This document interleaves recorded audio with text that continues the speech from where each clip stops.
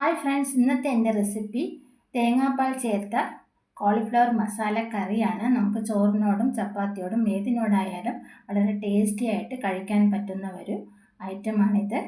നമുക്ക് ആദ്യം ചെയ്യേണ്ടത് കോളിഫ്ലവർ എല്ലാം നന്നായിട്ട് ചൂടുവെള്ളത്തിലിട്ട് കഴുകി വൃത്തിയാക്കി അരിഞ്ഞു വയ്ക്കണം.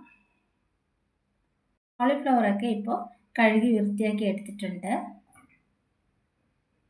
ഇതൊരു ചെറിയ സവാള അരിഞ്ഞതാണ്. ഒരു തക്കാളിയുടെ പകുതി മതി അരിഞ്ഞത്.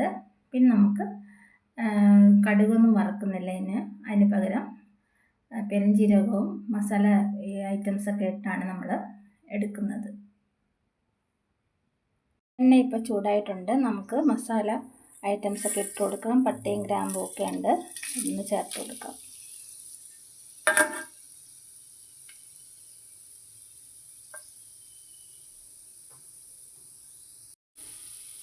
കൂടെ നമുക്ക് സവാള കൂടി ചേർത്തൊന്ന് വഴറ്റിയെടുക്കാം.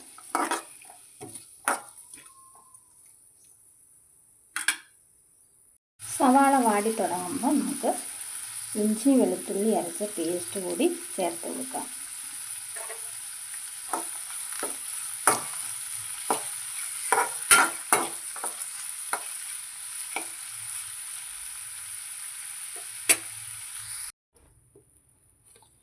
ഇനി നമുക്ക് ഒരു 1.5 സ്പൂൺ മല്ലിപ്പൊടി കൂടി ചേർത്ത് കൊടുക്കാം.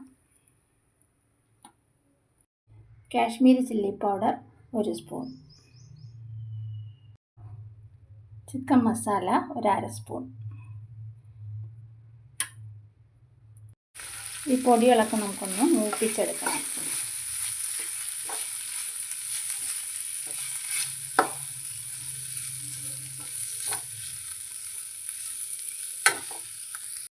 പൊടികളൊക്കെ ഇപ്പം മൂത്ത് വന്നിട്ടുണ്ട്. നമുക്ക് അരിഞ്ഞ് വെച്ചിരിക്കുന്ന കോളിഫ്ലവർ ചേർത്ത് കൊടുക്കാം.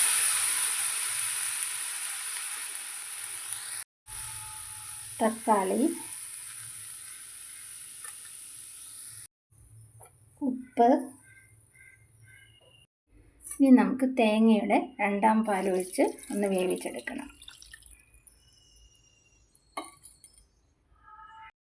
മഞ്ഞൾപ്പൊടി കൂടി ചേർത്ത് കൊടുക്കാം. ഇതിന് നമുക്ക് നന്നായിട്ടൊന്ന് വേവിച്ചെടുക്കണം. ഇപ്പം നമ്മുടെ കോളിഫ്ലവറൊക്കെ നല്ല വെന്തിട്ടുണ്ട്. ഇനി നമുക്ക് 1ാം പാൽ ചേർത്ത് കൊടുക്കാം.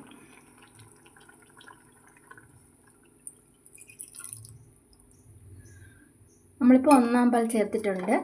നമ്മൾ നന്നായിട്ടൊന്ന് വഴറ്റിയ ശേഷം ഒരു 2 മിനിറ്റ്, അത് തിളയ്ക്കാൻ പാടില്ല, 2 മിനിറ്റ് ഒന്ന് നോക്കിയ ശേഷം സ്റ്റവ് ഓഫ് ചെയ്യാം.